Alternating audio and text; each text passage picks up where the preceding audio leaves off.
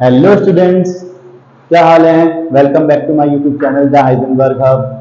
बच्चों, आज हम आपके लिए लेके आए हैं इलेक्ट्रोकेमिस्ट्री का लेक्चर नंबर 3, ठीक है, जिसमें हम कवर करेंगे आज के लेक्चर में स्टैंडर्ड हाइड्रोजन इलेक्ट्रोड की कॉन्सेप्ट को।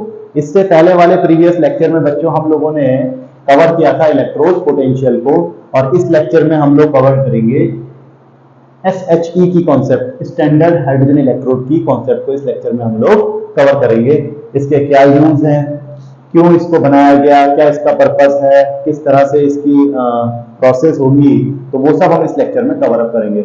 अच्छा, आप लोगों से मेरी रिक्वेस्ट है, जो नए बच्चे वीडियो देख रहे हैं, डायरेक्टली इस वाली वीडियो को जो देख रहे हैं, तो इससे पहले वो इससे प्रीवियस वाली वीडियो को जरूर देख ले, क्योंकि ये वीडियो आपको तभी समझ में आएगी, इस वीडियो की कॉन्सेप्ट आपको तभी समझ में आएंगी जब आपने इससे पहले वाले वीडियो लेक्चर की कॉन्सेप्ट को अच्छे से समझा हुआ होगा। तो इसीलिए ये वीडियो लेक्चर आप लोग तभी देखें जब आप लोगों ने इससे पहला वाला प्रीवियस लेक्चर क्या कर लिया, देख लिया है। ये नए बच्चों के लिए मेरी एक एडवाइस है। और दूसरी बात कि जो बच्चे सिर्फ थंबनेल देख के यहाँ वीडियो देख रहे हैं, तो उनसे मेरी रिक्वेस्ट है कि वो बच्चे लेक्चर को ओपन करके उसे पूरा देखें और उसको समझें। आई होप कि आप जब उस लेक्चर को ओपन करके देखेंगे, वीडियोस को ओपन करके देखेंगे, तो आपको कॉन्सेप्ट अच्छे से क्लियर में समझ में आएंगी। ये मेरी गारंटी है आपको कि आप जब इसे अच्छे से देखोगे, लेक्चर को अच्छे से समझोगे, तो आपको पक्का समझ में आएगा। उसमें कई सारी ऐसी कॉन्सेप्ट हैं जो आपको 100% आपके माइंड में फीड होंगी। तो आप लेक्चर को ओपन करके उसे अच्छे से जरूर देखें, तभी आपको कॉन्सेप्ट समझ में आएंगे, ठीक है। और उसके बाद फिर आप लेक्चर पे एक अच्छा सा कमेंट भी कर दें, और लाइक भी करें, और शेयर भी करें, और फिर सब्सक्राइब करके बेल आइकन को प्रेस करना बिल्कुल ना भूलें, ठीक है बच्चों। तो आज हम शुरू करेंगे इस वीडियो लेक्चर से स्टैंडर्ड हाइड्रोजन इलेक्ट्रोड की कॉन्सेप्ट। तो बच्चों शुरू करते हैं। इससे पहले वाले प्रीवियस लेक्चर का हल्का सा मैं आप लोगों को रिकैप दे देता हूं कि इससे पहले वाले प्रीवियस लेक्चर में बच्चों हम लोग पढ़ चुके हैं कि इलेक्ट्रोड पोटेंशियल क्या होता है। इलेक्ट्रोड पोटेंशियल के बारे में हमने बात करी थी। हम जानते हैं कि इलेक्ट्रोड पोटेंशियल बच्चों दो तरह का है, एक तो ऑक्सीडेशन पोटेंशियल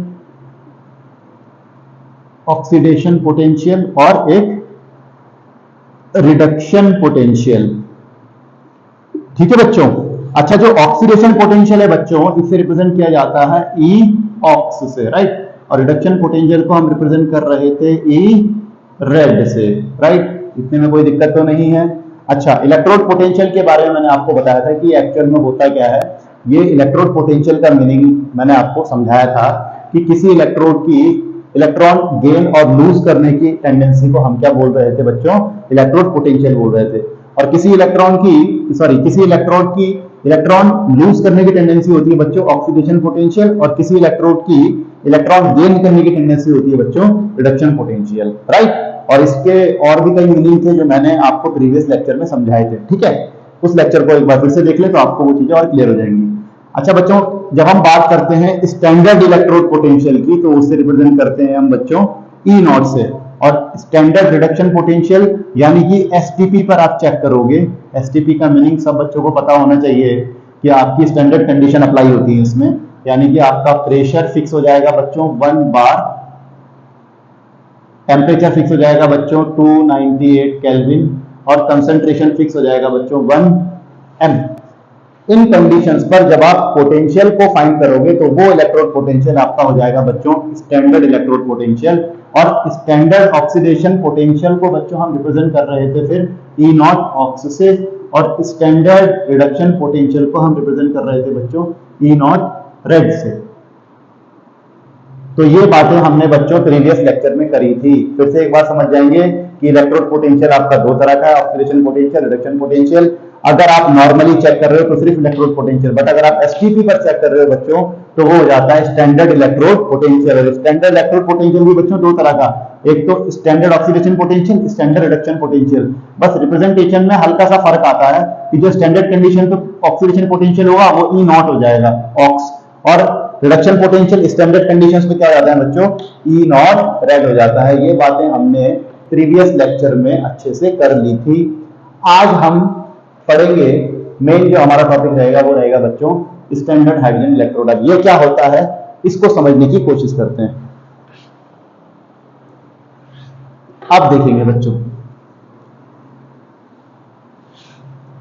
अब आप लोग ध्यान देंगे जरा, कॉपी पेन निकाल दीजिए और हेडिंग लगा दीजिए स्टैंडर्ड हाइड्रोजन इलेक्ट्रोड। बच्चों मैंने आप लोगों को डेनियल सेल के बारे में समझा रखा है, पढ़ा रखा है अच्छे से।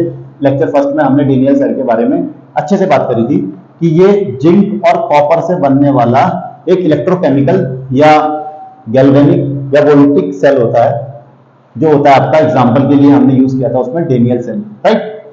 अच्छा, जब हमने वहां पर जिंक के रिडक्शन पोटेंशियल की वैल्यूज ली थी, Zn2 पॉजिटिव टू Zn, ये थी बच्चों 0.76 वोल्ट माइनस पर, और कॉपर के रिडक्शन पोटेंशियल की वैल्यूज बच्चों Cu2 positive to Cu is equal to 0.34 volt. अब जो नए बच्चों को यहाँ कंफ्यूज हो सकते हैं कि जिंक का रिडक्शन कैसे हो रहा। बच्चों मैंने आप लोगों को समझा रखा है कि जब आप ई सेल निकाल रहे होते हो तो वहां आप फॉर्मूले में क्या लिखते हो, ई cathode minus of E anode. बोलने के लिए तो ये एनोड है यानी कि ऑक्सीडेशन। तो बच्चों यहां पर आप जब आप ई रिडक्शन माइनस ई ऑक्सीडेशन करते हो ई सेल को फाइंड करने के लिए, तो बच्चों एक्चुअल में आप दोनों साइड रिडक्शन पोटेंशियल की वैल्यूज को रखते हो। और मैंने आप लोगों को समझाया था बच्चों कि ऑक्सीडेशन पोटेंशियल की वैल्यू को रिडक्शन पोटेंशियल में कैसे कन्वर्ट करते हैं, साइन बदल के। तो इसीलिए मैंने यहाँ पर जिंक को किस फॉर्म में दिखा रखा है, उसकी वैल्यू को माइनस का 0.76 वोल्ट, यानी कि ये जिंक की रिडक्शन पोटेंशियल की वैल्यू है, ठीक है। इसीलिए आप यहीं से इसको देख के समझ जाओ कि जिंक 2 पॉजिटिव कन्वर्ट हुआ जिंक में, इसका मतलब ऑक्सीडेशन नंबर डिक्रीज हुआ। जब ऑक्सीडेशन नंबर डिक्रीज हुआ तो फिर उसे क्या बोलते हैं हम लोग, रिडक्शन। और यहाँ तो ऑक्सीडेशन नंबर डिक्रीज होगा ही कॉपर के लिए, इसकी टेंडेंसी रिड्यूस होने की, रिडक्शन करने की है, तो ये तो सीधा सा है कि रिडक्शन यहाँ हो ही रहा कॉपर का। बट यहाँ पर ये क्यों लिया है मैंने, क्योंकि फॉर्मूले में हम दोनों साइड के लेते हैं बच्चों, रिडक्शन पोटेंशियल की वैल्यूज लेते हैं, ठीक है। अच्छा, ये सब स्टैंडर्ड कंडीशन पे चेक कर रहे थे हम, तो मैं सब पे स्टैंडर्ड कंडीशन अप्लाई कर देता हूँ। उसके बाद बच्चों हमने ई नॉट सेल देखा था जिंक के लिए, यानी कि जिंक के लिए हमने सेल पोटेंशियल निकाला था, स्टैंडर्ड सेल पोटेंशियल। वो कितना निकाला था, ई नॉट रिडक्शन की वैल्यू कितनी थी, रिडक्शन यानी कि इस तरफ आप कॉपर की वैल्यू रखोगे तो वो थी बच्चों 0.34 minus of E not oxidation, यानी कि यहां आपको रिडक्शन लेना है ऑक्सीडेशन बट लेना रिडक्शन, तो जिंक यानी कि माइनस ऑफ 0.76 वोल्ट, जो कैलकुलेट करके बच्चों हमारी निकली थी 1.1 वोल्ट, ठीक है। अब यहां पर समझने वाली बात यह है बच्चों कि अगर मैं आप लोगों को सीधा डायरेक्टली 1.1 वोल्ट दे दूं, और ये एक्चुअल में क्या है, ये सेल पोटेंशियल है, इस सेल पोटेंशियल से अगर मैं कहूं कि आप अलग अलग रिडक्शन पोटेंशियल और ऑक्सीडेशन पोटेंशियल की वैल्यू बताइए, किसके लिए, डेनियल सेल के लिए, तो आप कैसे बताएंगे। अब ऑब्वियस सी बात है, आप सीधा बोल दोगे कि रिडक्शन पोटेंशियल कितना होगा, रिडक्शन पोटेंशियल 0.34 वोल्ट। अभी ऑक्सीडेशन पोटेंशियल एक्चुअल में रिडक्शन ही है, वो किसका है, जिंक का, हो जाएगा माइनस का 0.76 वोल्ट, आप फट से बोल दोगे। बट ये वैल्यूज निकाली कैसे हैं, ये वैल्यूज निकाली कैसे होंगी कि कॉपर के रिडक्शन पोटेंशियल की और जिंक के ऑक्सीडेशन पोटेंशियल, जिंक के रिडक्शन पोटेंशियल की वैल्यू कैसे फाइंड करी हुई है। इस बात को समझने की जब हम कोशिश करते हैं तो इस बात को समझने में हमारी हेल्प करता है स्टैंडर्ड हाइड्रोजन इलेक्ट्रोड, राइट। देखिए जरा, अगर मैं कहूं कि x minus y is equal to 100 है, x minus y is equal to 50 है, माना। अब मैं आपसे बोलूं कि मुझे x और y की डिफरेंस अलग अलग वैल्यू बताइए कि x की वैल्यू कितनी है और y की वैल्यू कितनी है, ये पॉसिबल है ऐसा पॉसिबल ऑब्वियस सी बातें नहीं है। क्यों पॉसिबल नहीं है, क्योंकि हो सकता है ये वैल्यूज 100 माइनस 50 हो सकता है ये वैल्यू 90 माइनस 40 हो, तब भी 50 आ जाएगा। तो पॉसिबल वैल्यू कुछ भी हो सकती है ना।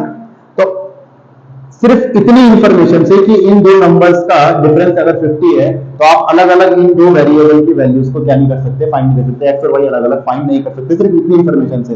इन दोनों में से कम एक की वैल्यू आपको पता होनी चाहिए, है ना, तभी आप दूसरे की वैल्यू क्या कर पाओगे, फाइंड कर पाओगे। तो फिर अलग अलग वैल्यू कैसे निकालें, कि यहां पर सिर्फ इस इंफॉर्मेशन से कि सेल पोटेंशियल 1.1 वोल्ट है, उससे रिडक्शन पोटेंशियल और ऑक्सीडेशन पोटेंशियल की वैल्यू कैसे अलग अलग निकालें, तो इसमें हेल्प करता है हमारा स्टैंडर्ड हाइड्रोजन इलेक्ट्रोड। आया समझ में? अब समझेंगे कि स्टैंडर्ड हाइड्रोजन इलेक्ट्रोड किस तरह से हेल्प कर रहा है इन वैल्यूज को अलग अलग फाइंड करने में। तो सबसे पहले तो डेफिनेशन समझेंगे कि the standard hydrogen electrode, the SHE is defined under standard conditions: 1 mH plus ion concentration, 1 atm pressure of H2 gas and a temperature of 298 Kelvin। यानी कि नाम से ही पता चल रहा है हाइड्रोजन इलेक्ट्रोड, यानी कि ये एक हाइड्रोजन का इलेक्ट्रोड होना चाहिए। इसका इलेक्ट्रोड होना चाहिए बच्चों, ये होगा हाइड्रोजन का इलेक्ट्रोड जो स्टैंडर्ड कंडीशन पे होगा। यानी कि इस इलेक्ट्रोड को बनाने में आपने जो हाइड्रोजन के सॉल्यूशन का यूज किया होगा, हम ले रहे हैं HCl, ये कंसंट्रेशन कितनी होगी बच्चों इसकी, 1 m। आप इसमें जो हाइड्रोजन की रॉड का यूज करेंगे, वो हाइड्रोजन की जो रॉड होगी बच्चों, वो होगी आपकी 298 केल्विन टेम्परेचर और 1 atm या 1 बार प्रेशर पर उस रॉड को आप यहाँ पर लोगे, तो जो ये सिस्टम इलेक्ट्रोड बनेगा आपका, वो रहेगा बच्चों स्टैंडर्ड हाइड्रोजन इलेक्ट्रोड। अच्छा, मैंने आपको इलेक्ट्रोड पोटेंशियल में एक चीज समझाई थी कि आप इलेक्ट्रोड कैसे बनाते हो किसी मेटल का। किसी मेटल का इलेक्ट्रोड बनाने के लिए आप एक बीकर लेंगे, कंटेनर में उस मेटल का मेटेलिक सॉल्यूशन डाल देंगे, लिक्विड सॉल्यूशन, और उसमें उसी मेटल की एक रॉड को डिप कर देंगे। ये मेटल हो गया, ये मेटल का सॉल्यूशन हो गया। इस मेटल सॉल्यूशन में आपने इस मेटल की रॉड को डिप कर दिया, तो ये बन गया इलेक्ट्रोड। क्या बन गया बच्चों? Electrode, right. अब ये इलेक्ट्रोड पर पॉजिटिव चार्ज भी आ सकता है, नेगेटिव चार्ज भी आ सकता है। वो किस बात पर डिपेंड करता है कि मैंने समझाया था आपको कि जब आप किसी मेटेलिक रॉड को उसी मेटल के सॉल्यूशन में डिप करते हो बच्चों, तो वहां तीन पॉसिबिलिटी बताई थी मैंने। या तो कोई चीज मेटल से सॉल्यूशन में आ जाए, आई रिपीट, या तो कोई चीज मेटल से सॉल्यूशन में आ जाए, या कोई चीज सॉल्यूशन से मेटल में चली जाए, दूसरी पॉसिबिलिटी। और थर्ड पॉसिबिलिटी क्या थी? या तो कोई भी चीज ना तो मेटल से सॉल्यूशन में आए, ना सॉल्यूशन से मेटल में आए। तो बच्चों, जब कोई चीज मेटल रॉड से सॉल्यूशन की तरफ आती है, तब ऑक्सीडेशन की क्या होती है बच्चों? टेंडेंसी दिखती है। और जब कोई चीज सॉल्यूशन से मेटल की तरफ मूव करती है, तो बच्चों तब दिख रही थी हमें रिडक्शन की टेंडेंसी। तो एग्जैक्टली इसकी इस तरह से क्या बन रहे थे बच्चों? इलेक्ट्रोड हमारे बन रहे थे, ठीक है। अब यहां पर इलेक्ट्रोड है, ये हाइड्रोजन का इलेक्ट्रोड है। इसका मतलब सेम आपको वही करना है यहाँ पर, जैसे नॉर्मल इलेक्ट्रोड आप बना रहे थे। आपको बीकर लेना है, उसमें हाइड्रोजन का सॉल्यूशन लेना है, क्योंकि हाइड्रोजन का इलेक्ट्रोड बना रहे हैं, इसलिए हमें सॉल्यूशन भी किसका लेना पड़ेगा? हाइड्रोजन का।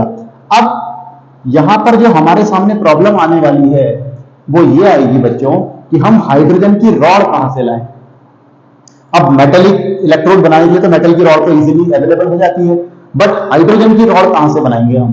क्योंकि हाइड्रोजन तो गैस है, उसे रॉड कैसे बनाया जाए? तो इसके लिए साइंटिस्टों ने जुगाड़ निकाला। इन्होंने क्या किया बच्चों, इस सॉल्यूशन के अंदर एक टेस्ट ट्यूब को उल्टा करके रखा इस तरह से, और इसके अंदर कंटिन्यूअसली हाइड्रोजन गैस को क्या किया जा रहा है? फ्लो। कंडीशन अप्लाइड, कौन सी? स्टैंडर्ड। यानी कि हाइड्रोजन जिस प्रेशर पे अंदर फ्लो हो रही होगी, वो प्रेशर होगा बच्चों फिक्स 1 बार या 1 atm, कॉमा जिस टेम्परेचर पे फिक्स, जिस टेम्परेचर पे फ्लो हो रही है वो टेम्परेचर भी फिक्स है आपका 298 केल्विन, राइट। इस टेम्परेचर, इस प्रेशर पे हाइड्रोजन लगातार इसके अंदर क्या हो रही होगी बच्चों? फ्लो की जा रही होगी। और इसके अंदर हाइड्रोजन को एक रॉड की तरह बिहेव करवाने के लिए इसके अंदर क्या डाल रखा है बच्चों? प्लेटिनम का वायर। ये platinum wire, platinum wire, right. तो इस तरह से हाइड्रोजन हमें किस फॉर्म में मिलती है बच्चों? एक रॉड की तरह मिल गई। और ये इलेक्ट्रोड जो आपका बना अंडर स्टैंडर्ड कंडीशंस, इस इलेक्ट्रोड को नाम दिया गया बच्चों SHE, स्टैंडर्ड हाइड्रोजन इलेक्ट्रोड। आ गया समझ में? तो प्रॉब्लम क्या थी कि हाइड्रोजन को रॉड के फॉर्म में कैसे लें, किस तरह से हाइड्रोजन की रॉड लें? तो उसका जुगाड़ क्या बनाया साइंटिस्टों ने? उल्टी टेस्ट ट्यूब को उल्टा करके डाल दिया, उसके अंदर हाइड्रोजन गैस को फ्लो करवा रहे हैं, और ये प्लेटिनम को इसमें क्या कर दिया? प्लेटिनम की हेल्प से हाइड्रोजन को एक तरह से रॉड जैसा फॉर्म मिल जाता है। तो ये बन गया बच्चों आपको SHE यानी कि स्टैंडर्ड हाइड्रोजन इलेक्ट्रोड। अब आपके मन में बहुत सारे क्वेश्चन आ रहे होंगे कि ये SHE का वर्क क्या है, या बहुत सारे बच्चों के माइंड में क्वेश्चन आ रहा होगा कि प्लेटिनम यहाँ क्यों ले रखा है।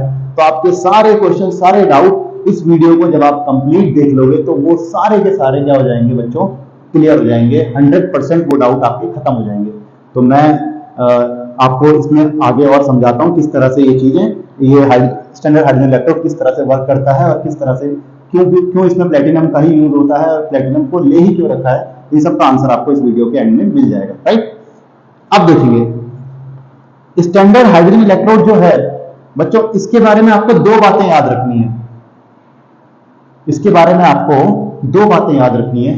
बात नंबर 1 कि ये यानी कि ये इलेक्ट्रोड एनोड और कैथोड दोनों की तरह वर्क कर सकता है। आप इससे एनोड की तरह भी वर्क ले सकते हो, आप इससे कैथोड की तरह भी वर्क ले सकते हो, ठीक है। जब हम इससे एनोड की तरह वर्क लेंगे तो इसका मतलब इसका ऑक्सीडेशन होगा, और जब हम इससे कैथोड की तरह वर्क लेंगे तो इसका मतलब इसका रिडक्शन होगा। यानी कि अगर मैं इससे वर्क ले रहा हूं एनोड की तरह तो इसका क्या होगा बच्चों, देखिए आप, इसका होगा ऑक्सीडेशन, यानी कि H2 गैस कन्वर्ट हो रही होगी 2H प्लस एक्वस प्लस में 2 इलेक्ट्रॉन रिलीज, और ये क्या हो गया बच्चों, शॉर्ट में लिख देंगे ऑक्सीडेशन। जब इसने किसकी तरह वर्क किया, एनोड की तरह। अच्छा, ऑक्सीडेशन में क्या होता है, मेटल रॉड से मेटल के एटम सॉल्यूशन में आते हैं, इलेक्ट्रॉन छोड़ते हैं और मेटल का एक्वस आयन बनके सॉल्यूशन में मिक्स हो जाता है। तो यहां भी वही चीज हुई, हाइड्रोजन की रॉड से हाइड्रोजन के एटम गैस फॉर्म में, सॉलिड फॉर्म में नहीं, गैस फॉर्म में, हाइड्रोजन के एटम गैस फॉर्म में सॉल्यूशन में आए, 2 इलेक्ट्रॉन छोड़े इन्होंने और एक्वस बनके, एक्वस में कन्वर्ट होकर सॉल्यूशन में मिक्स हो गए और 2 इलेक्ट्रॉन लिबरेट कर दिए। तो ये क्या हो गया बच्चों, ऑक्सीडेशन। जब ये रिडक्शन की तरह वर्क करेगा फिर देखते हैं रिएक्शन। देखो बच्चों, रिडक्शन का मतलब गेन ऑफ इलेक्ट्रॉन, यानी कि यहां पर 2H प्लस एक्वस प्लस में 2E गिव्स H2 गैस, और जब ये हुआ तो ये क्या हो गया बच्चों, ये हो गई आपकी रिडक्शन। तो यहां पर सॉल्यूशन से 2H पॉजिटिव आयन रॉड की तरफ गए होंगे, इस टेस्ट ट्यूब की तरफ गए होंगे, वहां पर इन्होंने 2 इलेक्ट्रॉन क्या किए बच्चों, गेन करके हाइड्रोजन गैस क्या हो गई, यहां पर फ्री हो जाएगी इस रॉड पे, ठीक है, हाइड्रोजन की रॉड पर ही फ्री हो जाएगी। तो ये हो गया बच्चों रिडक्शन, राइट। अब ये एनोड की तरह भी वर्क कर रहा है और कैथोड की तरह भी वर्क कर रहा है। एक सेकंड, इसको कैथोड लिखना था, एनोड एंड कैथोड। तो बच्चों पहली बात आपको ये याद रखनी है कि स्टैंडर्ड हाइड्रोजन इलेक्ट्रोड एनोड और कैथोड दोनों की तरह वर्क कर सकता है। दूसरी बात आपको याद रखनी है बच्चों कि स्टैंडर्ड हाइड्रोजन इलेक्ट्रोड का जो पोटेंशियल है, बहुत इंपॉर्टेंट बात है कि स्टैंडर्ड हाइड्रोजन इलेक्ट्रोड का जो पोटेंशियल है बच्चों, वो हमेशा आप कितना कंसीडर करते हो, 0 वोल्ट। इसका पोटेंशियल हमेशा कितना लिया जाएगा बच्चों, 0 वोल्ट। अब आपके माइंड में क्वेश्चन आ रहा होगा कि 0 वोल्ट क्यों लेते हैं, मैं समझाता हूं आपको। देखो 0 वोल्ट देने का इसका रीजन क्या है कि जो स्टैंडर्ड हाइड्रोजन इलेक्ट्रोड है ना बच्चों, इसका यूज किया जाता है किसी दूसरे हाफ सेल के पोटेंशियल को फाइंड करने के लिए।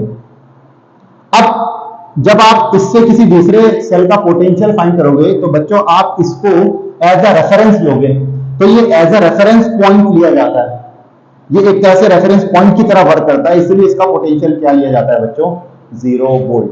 तो यहां लिख देता हूं मैं, she has a potential of 0 volt because it is used as a reference point to measuring the electrode potential of other half cell। आगे समझ में, कि जो इसका पोटेंशियल 0 वोल्ट लेते हैं वो क्यों लेते हैं बच्चों? क्योंकि SHE has a potential of 0 volt because it is used as a reference point to measuring the electrode potential of other half cell. आगे समझ में कोई दिक्कत तो नहीं है? ठीक है, तो इस तरह से क्या लिया जाता है बच्चों, इसका पोटेंशियल हमेशा 0 वोल्ट कंसीडर किया जाता है। ठीक, तो इसके बारे में ये दो बातें याद रखेंगे आप। बात नंबर 1 कि ये एनोड और कैथोड दोनों की तरह वर्क कर सकता है। बात नंबर 2 कि इसका पोटेंशियल ऑलवेज 0 वोल्ट लिया जाएगा। क्यों लिया जाएगा? क्योंकि ये एक रेफरेंस पॉइंट की तरह लिया जाता है किसी दूसरे सेल के इलेक्ट्रोड पोटेंशियल को फाइंड करने के लिए। आगे समझ में? अब बात करते हैं बच्चों कि यहां पर प्लेटिनम को ही क्यों लिया गया। Why we use platinum in SHE? Why we use platinum in SHE? यहां प्लेटिनम को ही क्यों यूज किया गया? वैसे मैं आपको समझा दूं, प्लेटिनम जरूरी नहीं है प्लेटिनम ही यूज करो। आप यहां पर जरूरी नहीं है कि प्लेटिनम जिसका एटॉमिक नंबर होता है बच्चों 78, एटॉमिक मास 195, जरूरी नहीं है कि आप यही यूज करो। आप इसकी जगह बच्चों पैलेडियम का भी यूज कर सकते हो जिसका एटॉमिक नंबर होता है बच्चों 46, एटॉमिक मास 106। आप इसकी जगह पैलेडियम का भी यूज कर सकते हैं, राइट? जरूरी नहीं है कि आप प्लेटिनम भी करो, पैलेडियम भी चल जाएगा। ठीक है, अब ये समझते हैं कि प्लेटिनम का ही यूज क्यों किया जाता है। इसके यूज करने के काफी रीजन है, प्लेटिनम को यूज करने के काफी सारे रीजन है, जिनमें से मैं आपको इंपॉर्टेंट रीजन बता देता हूं। पहला रीजन ये है कि प्लेटिनम बच्चों ये होता है रिलेटिवली इनर्ट। पहला रीजन क्या है कि प्लेटिनम रिलेटिवली इनर्ट होता है ये। ठीक है, दूसरा कि एंटी कोरोसिव है, रिएक्शन नहीं करेगा ऑक्सीजन के साथ, एंटी कोरोसिव होगा। तीसरा रीजन जो है प्लेटिनम यूज करने का वो है बच्चों बहुत इंपॉर्टेंट, और वो होता है आपका promoting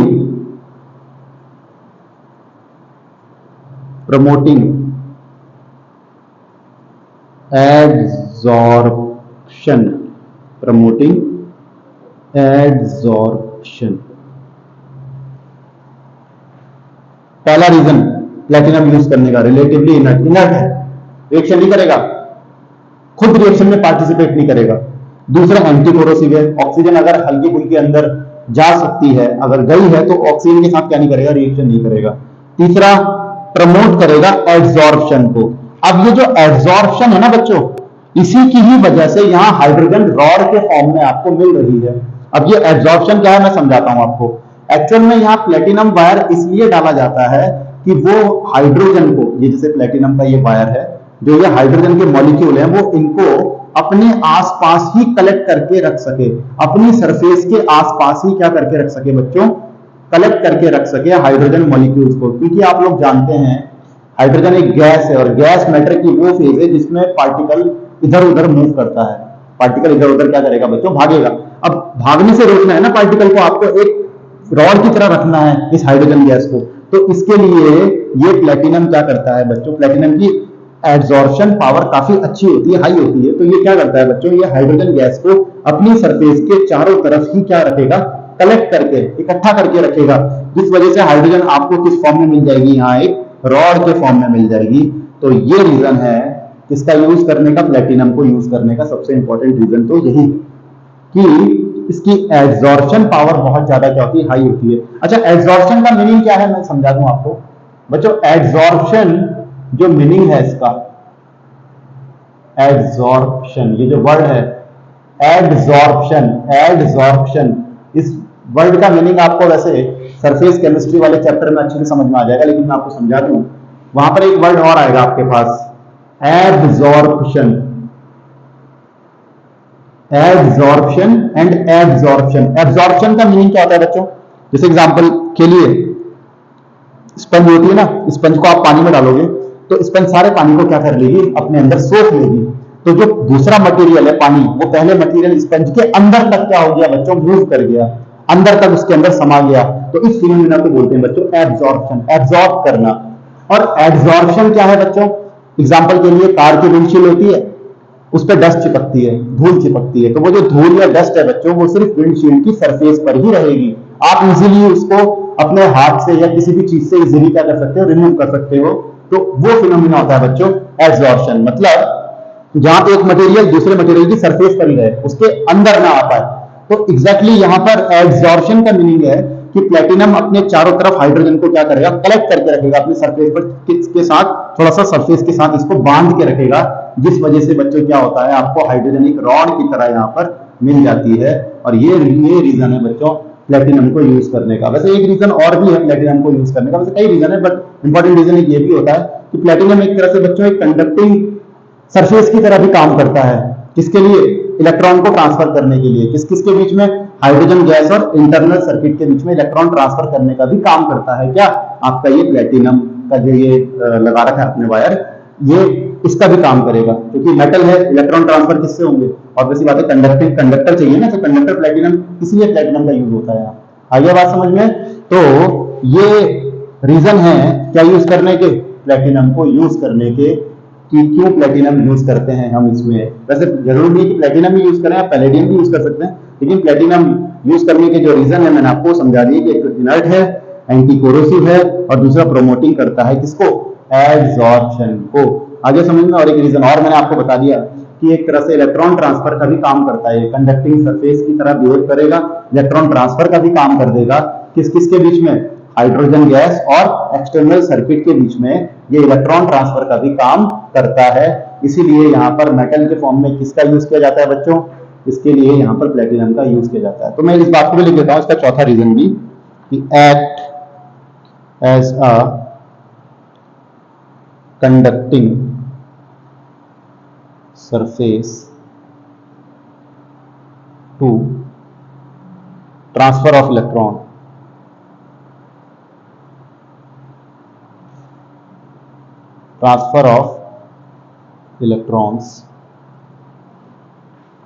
between the H2 gas and external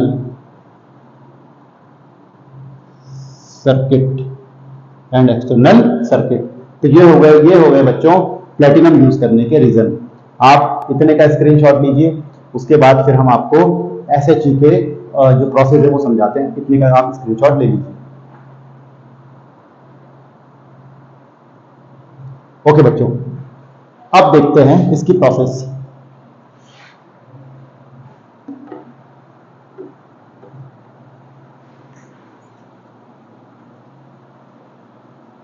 अब आप इसकी सब हेडिंग लगाएंगे बच्चों, SHES। मैंने कहा ना कि एनोड कैथोड दोनों की तरह वर्क करेगा। अब ये देखते हैं कि इससे इलेक्ट्रोड पोटेंशियल आप निकालते कैसे हो किसी सेल का, राइट? किसी सेल का, किसी दूसरे हाफ सेल का आप इलेक्ट्रोड पोटेंशियल इससे कैसे निकालोगे, और फिर आपको इससे ये वाला आंसर मिल जाएगा, शुरुआत वाला आंसर, कि वो x - y = 100 वाला वो आंसर ही मिलेगा। और आपको ये भी समझ में आ जाएगा कि आप ये जो जिंक की पोटेंशियल वैल्यूज होती हैं और कॉपर की जो पोटेंशियल वैल्यूज होती हैं वो किस तरह से निकाली हुई हैं हाइड्रोजन इलेक्ट्रोड का यूज करके, उसका भी सब आंसर आपको यहां मिल जाएगा। सबसे पहले हम देखेंगे इसका work, SHE standard hydrogen electrode as anode. Anode की तरह इसका वर्क देखेंगे। हमने आप लोगों को गैल्वेनिक सेल में लोन वाली कॉन्सेप्ट समझाई थी, लोन और RRCP वाली। लोन यानी कि लेफ्ट की तरफ आप क्या यूज करते हो, एनोड, और राइट की तरफ क्या रहेगा आपका कैथोड। यानी कि जब आपको स्टैंडर्ड हाइड्रोजन इलेक्ट्रोड को एनोड की तरह इससे वर्क लेना है आपको स्टैंडर्ड हाइड्रोजन इलेक्ट्रोड से, तो आप इसे सेल के किस साइड लगाओगे? सेल के लेफ्ट साइड लगाओगे। तो मैं यहां पर इसे लगाऊंगा बच्चों लेफ्ट साइड, राइट? तो ये लगा दिया मैंने SHE left side.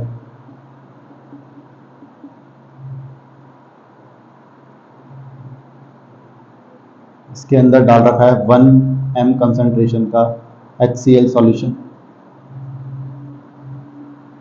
Hydrogen gas इस पर लगातार फ्लो की जा रही है at the standard conditions. STP पर हाइड्रोजन गैस फ्लो हो रही है, यानी कि टेम्परेचर फिक्स है 298 केल्विन, और टेम्परेचर के साथ प्रेशर फिक्स है 1 बार या फिर 1 atm। अच्छा हाँ, एक रीजन और याद आया मुझे प्लेटिनम यूज करने का। वो रीजन ये है कि प्लेटिनम स्टैंडर्ड कंडीशंस को मेंटेन रखता है। यहाँ प्लेटिनम जो है ये, क्योंकि हाइड्रोजन इलेक्ट्रोड स्टैंडर्ड कंडीशंस पर है ना, इन कंडीशंस पर है कि कंसंट्रेशन 1 m, प्रेशर 180 m और आपका टेम्परेचर 298 केल्विन, तो इन कंडीशंस को मेंटेन रखता है प्लेटिनम, राइट। लिख भी देता हूं यहाँ। फिफ्थ रीजन आपको याद रखना है इसको यूज करने का, टू मेंटेन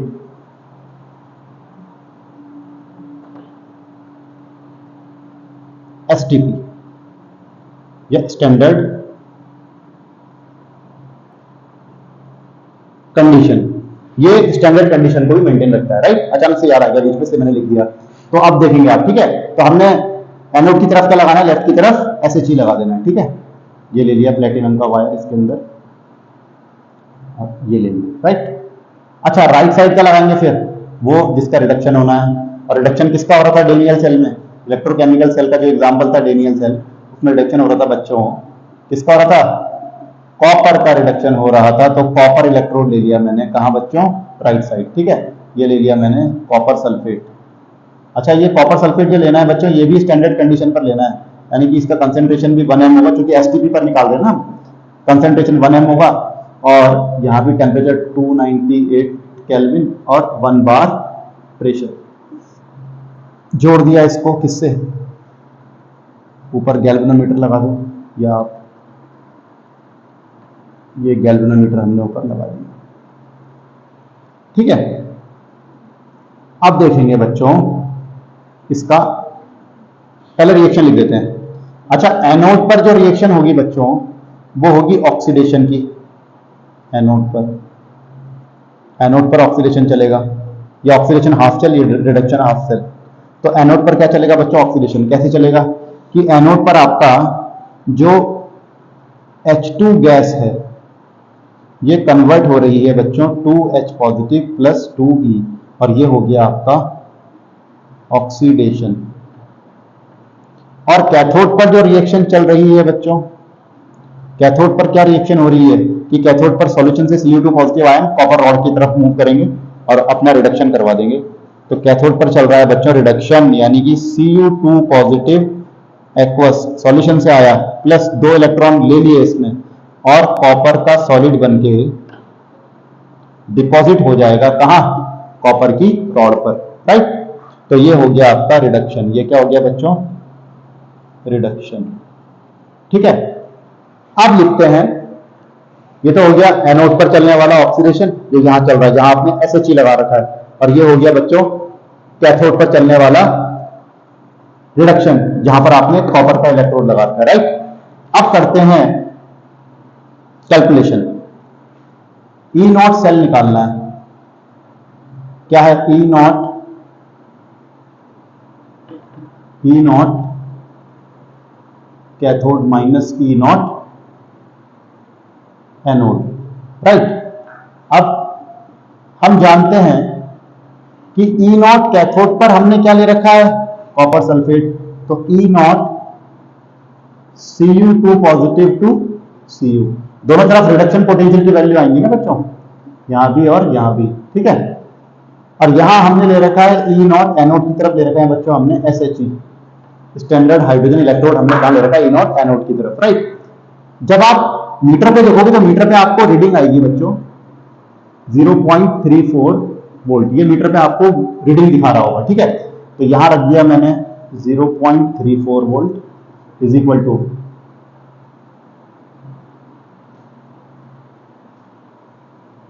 या ऐसे कह सकते हो आप कि पहले आपने E0 सेल रख दिया,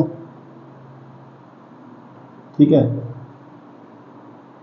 नहीं सही था, 0.34 volt is equal to E0 Cu2 positive Cu, और माइनस में ये तो जीरो है, इसका वोल्टेज तो जीरो है।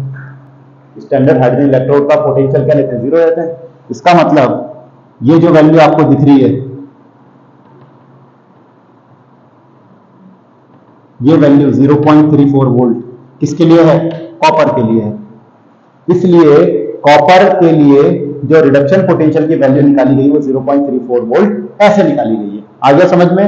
इस तरह से ये वैल्यू सिंगल किसके लिए निकाली गई, कॉपर के लिए निकाली गई 0.34 वोल्ट, किसका यूज करते हुए, स्टैंडर्ड हाइड्रोजन इलेक्ट्रोड का यूज करते हुए, राइट।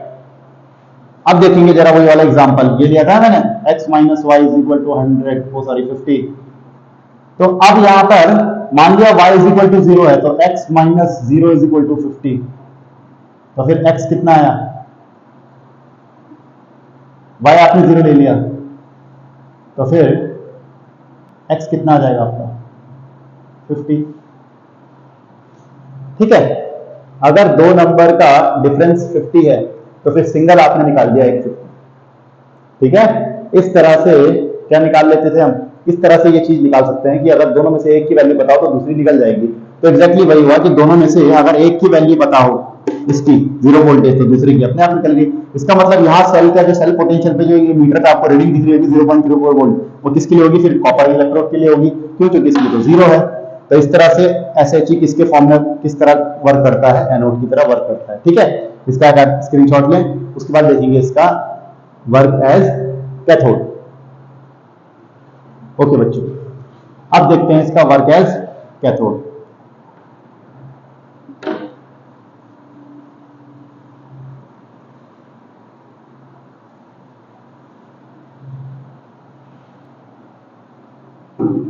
SHE as cathode. अब कैथोड की तरह वर्क लेना है इससे अगर, तो फिर इसे कहां लगाना पड़ेगा।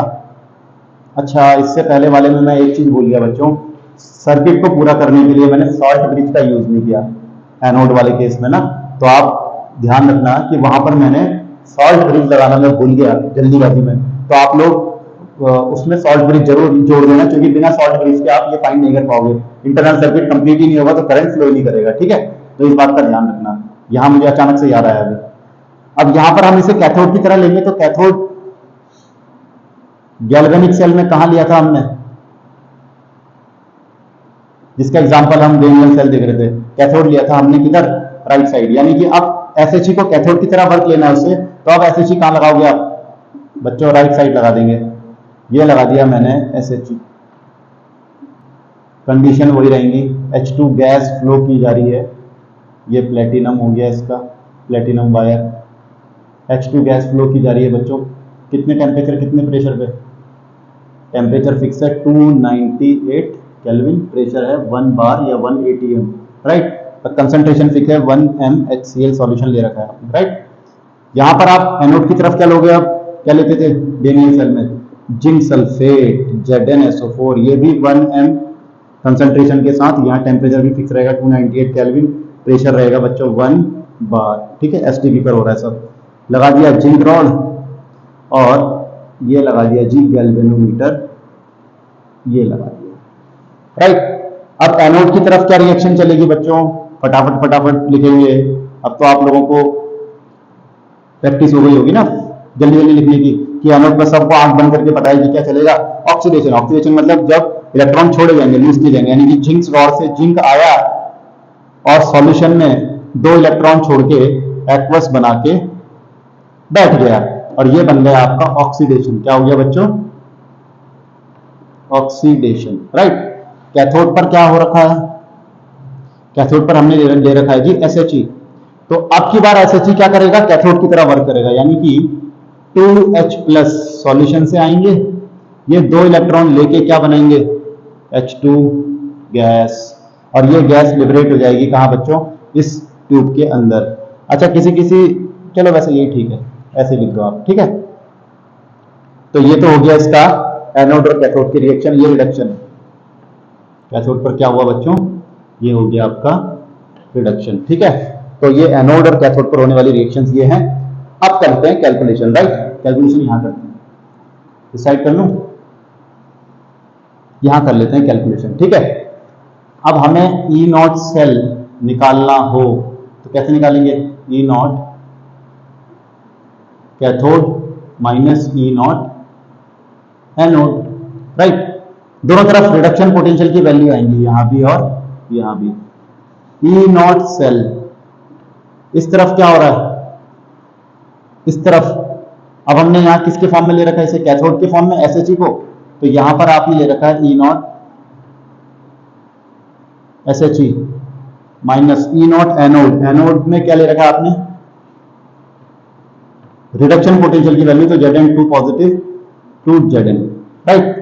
जब आप ऊपर गैल्वेनोमीटर पे रीडिंग देखेंगे तो ये दिखा रहा होगा 0.76 वोल्ट, ठीक है, यानी कि यहां रख देंगे हम 0.76 इज इक्वल टू, ये तो हो गया 0, और ये क्या रहा बच्चों, माइनस का E not Zn2 positive to Zn। इसका मतलब ये जो रीडिंग दिख रही है ये आएगी फिर E not Zn2 positive to Zn is equal to minus of 0.76 volt, जो साफ इस बात का प्रूफ है कि ये जो गैल्वेनोमीटर पे ऊपर आपको रीडिंग दिख रही है ये किसकी है, फिर ये है जिंक के इलेक्ट्रोड के लिए।